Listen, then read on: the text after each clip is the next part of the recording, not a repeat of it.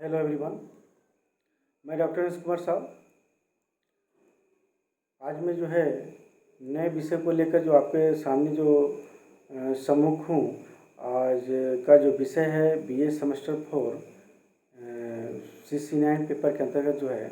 और यह जो है जो विषय है कि मुग़ल कालीन प्रशासन में जो है जागीरदारों की जो क्या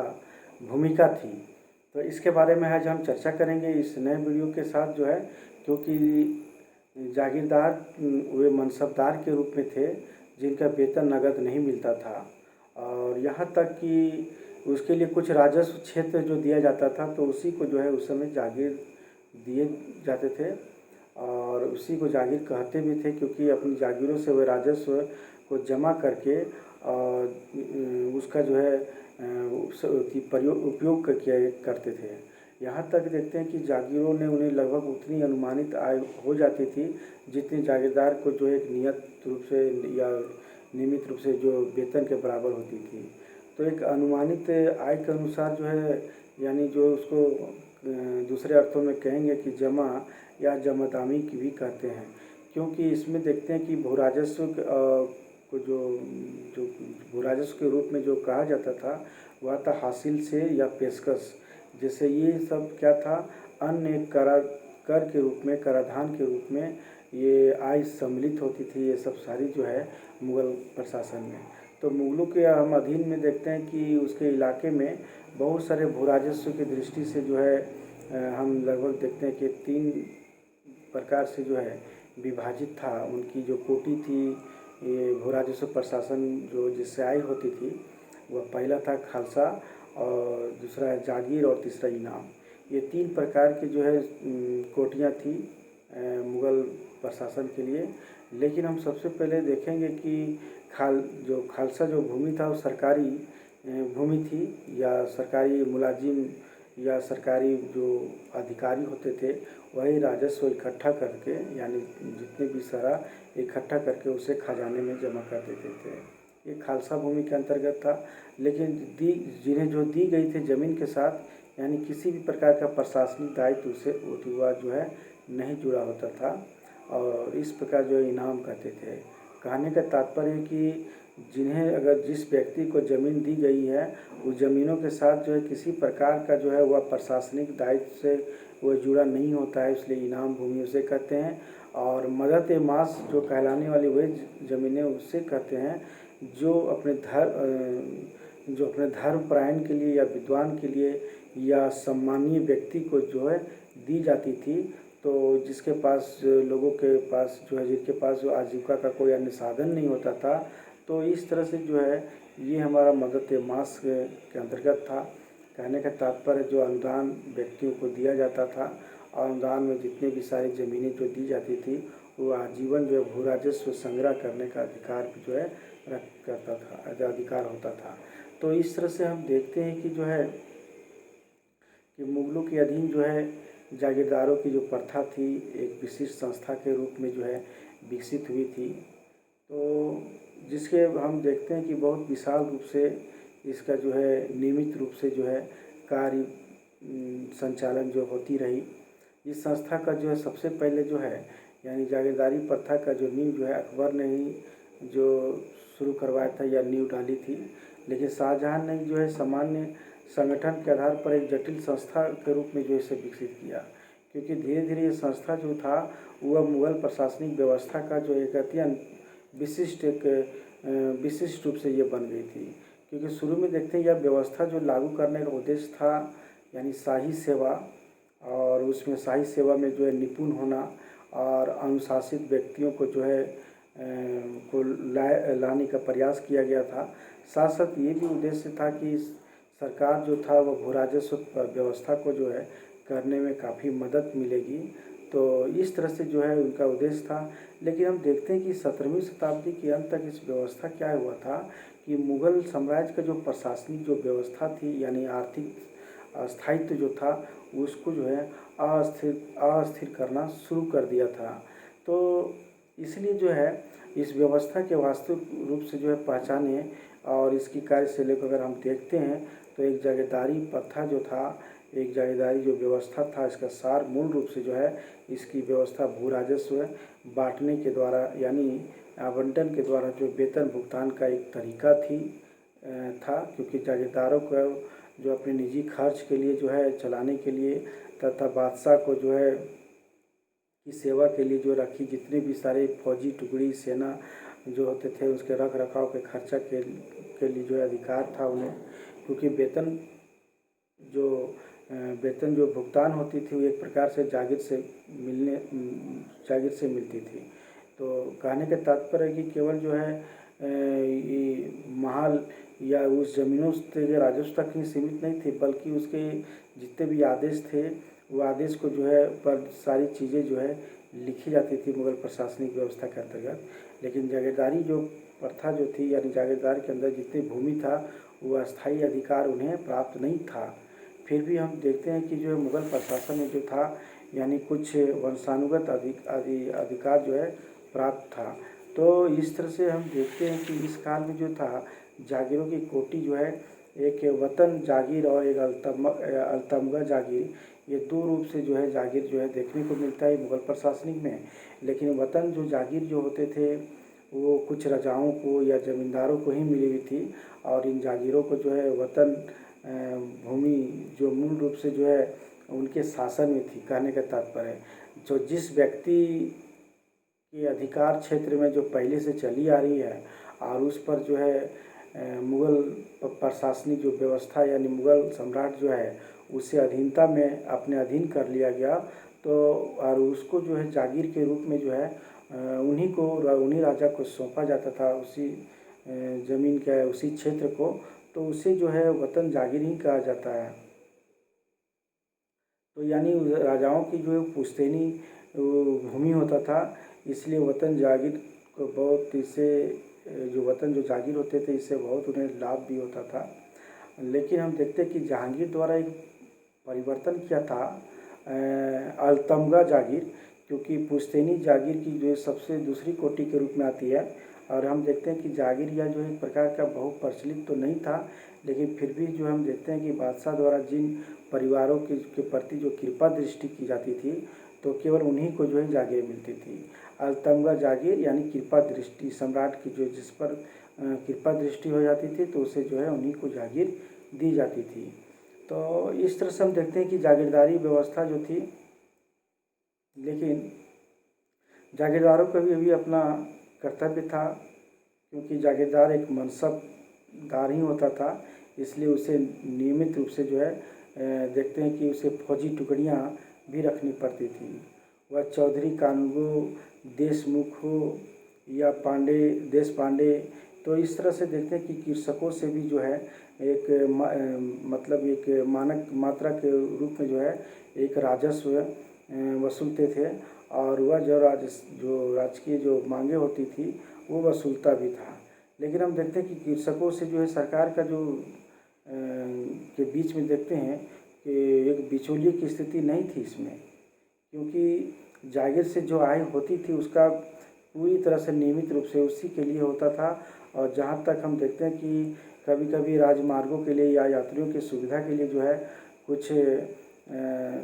सराय यानी ठहरने का जगह स्थान बनवाते थे, और हम कभी कभी देखते हैं कि इसमें जो सम्राट जो था वो आवासीय बस्तियाँ छोटे छोटे जो बनाने का प्रयास करते थे। कभी कभी देखने को मिलता है कि सड़कों पर जो लूटपाट और डकैतों से बचाने के लिए जो है विभिन्न प्रकार के दारोगा यानी चौकियों की स्थापना किया गया था। तो जागीरदारी व्यवस्था के अंतर्गत हम देखते हैं कि इस प्रथा में जो है सैनिक और गैर सैनिक जो है प्रशासन से जो है जुड़ा हुआ था, और यहाँ तक कि कुछ मामलों में देखते हैं कि ग्रामीण क्षेत्र में जो है कानूनों की जो व्यवस्था से जो है पूरी तरह से जो है जुड़ा हुआ था। तो इस प्रकार हम प्रशासनिक तंत्र में देखते हैं कि जागीर हम देखते हैं कि जागीरों की जितनी भी शक्ति थी एक बहुत अधिक शक्ति थी, प्रभाव था, जिसका स्रोत जागीर के रूप में था। लेकिन इसलिए हम देखते हैं कि इसका जितने भी जागीरों की जो प्रशासनिक जो तंत्र था वो तंत्र से बनाए गए दो प्रमुख समस्या था जो हल निकालने के लिए एक समस्या थी। जो हल निकालने के लिए क्या था कि जो प्रशासनिक तंत्र जितनी समस्या थी, दो प्रकार की जो समस्याएं को जो है एक था कि शाही नियंत्रण बनाए रखना, लोगों को, और दूसरा राज्य थी राजस्व व्यवहार में जो है निरंतरता जो है बनाए रखना। तो हम देखते हैं कि अकबर से लेकर जो है अकबर और औरंगजेब कालीन तक देखते हैं कि जो बहुत कुछ ऐसे सरकार द्वारा जो है नियंत्रित किया गया था, लेकिन हम आगे देखते हैं कि वित्त मंत्रालय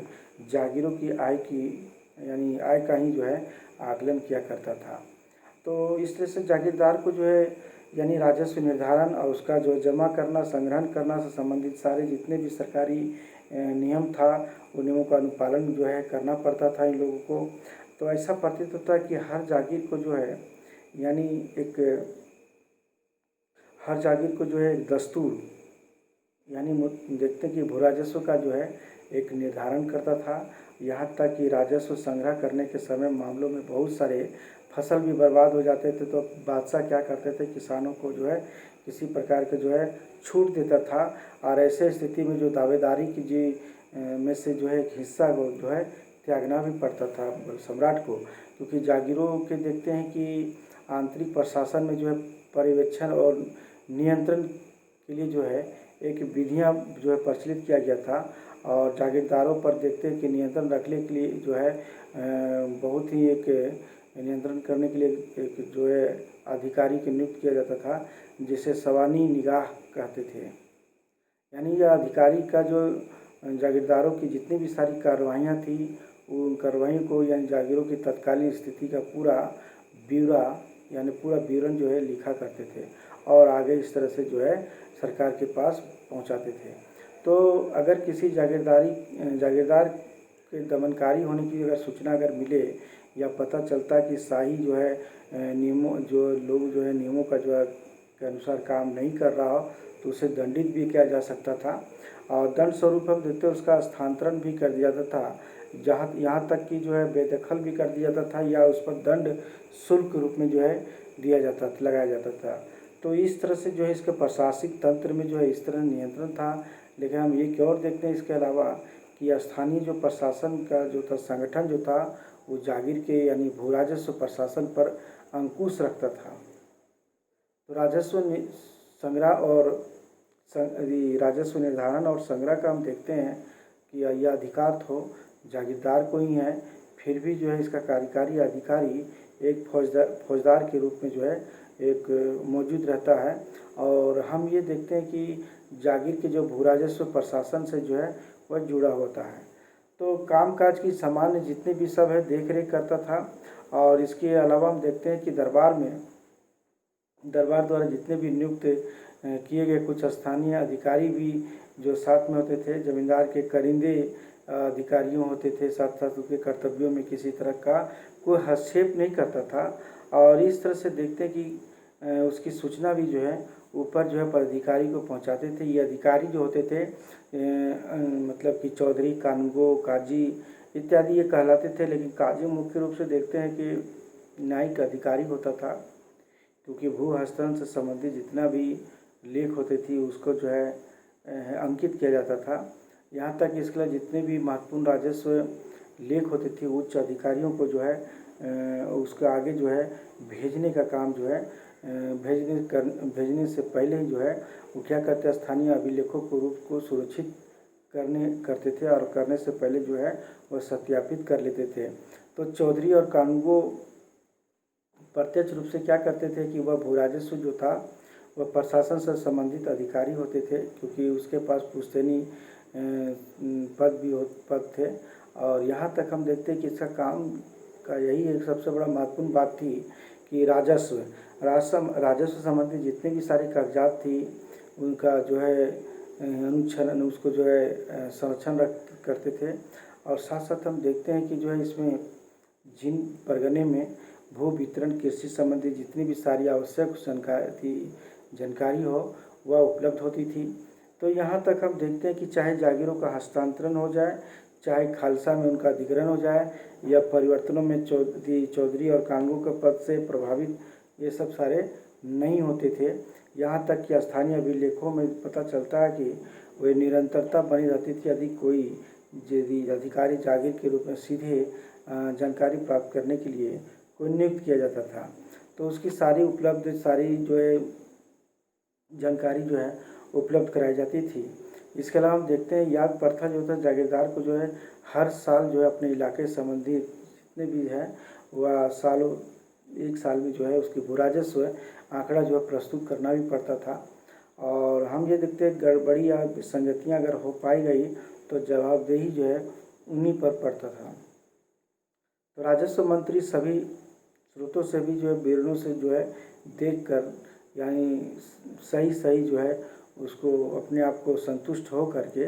जागीर में जो है भूमि के संबंध जो है बहुत ही कैसी चल रही है या क्या नहीं है, तो इसके बारे में जो है वह मंथन और विवरण सब लिखते थे। यहाँ तक हम देखते हैं कि जागीरदारों को जो है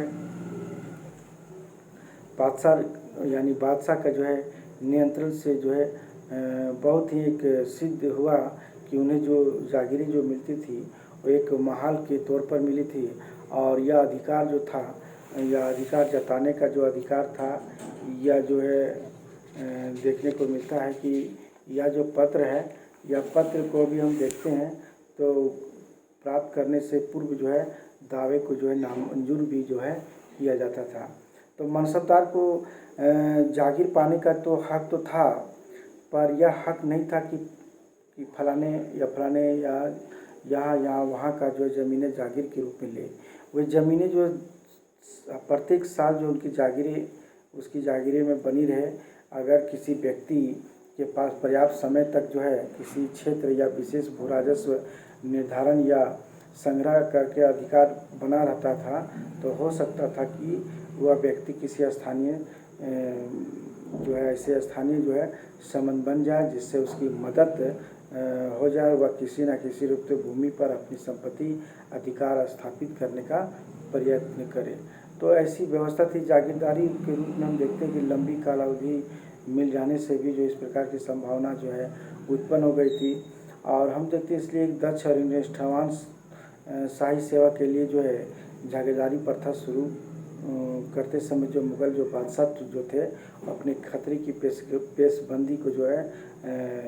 आवश्यक कदम भी जो है उठाए थे। यहाँ तक हम देखते हैं कि जागीरों को जो है नियमित रूप से हस्तांतरण की प्रथा लागू करने का उद्देश्य ये भी पूर्ति हुई। और हम अबुल फजल ने जो है इस पर जो है बहुत ही अच्छे तरीके से विस्तार रूप से